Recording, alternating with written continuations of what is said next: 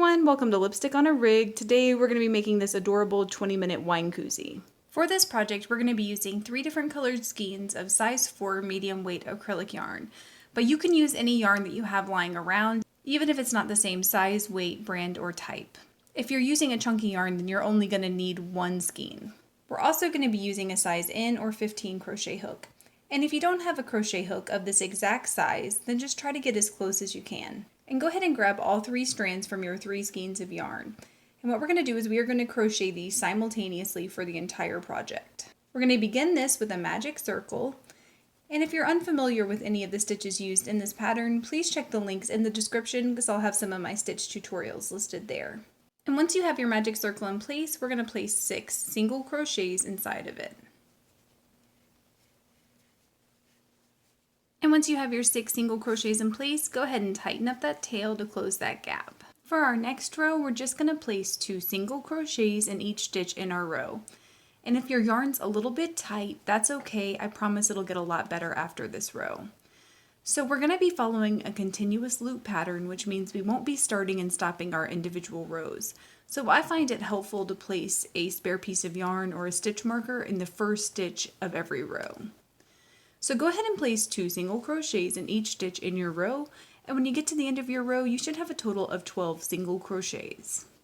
And the pattern for row 3 is just going to be to place 1 single crochet in the first stitch, and then to place 2 single crochets in that second stitch.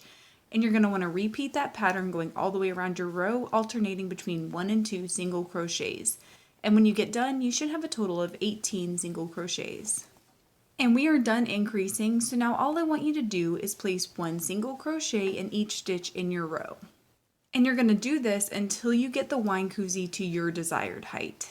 I went ahead and crocheted roughly 21 rows of placing 1 single crochet in each stitch in the row. So now I'm going to go ahead and create the handles. So for the handles, wherever you are in your crochet pattern, all I want you to do is chain 5.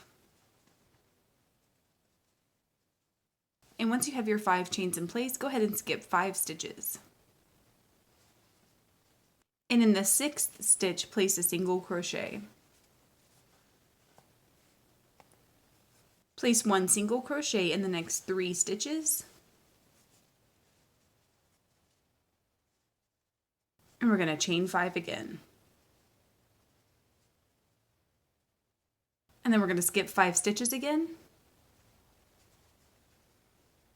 And in the 6th stitch, place a single crochet. And then from here, we're just going to place 4 rows of placing 1 single crochet in each stitch in our row.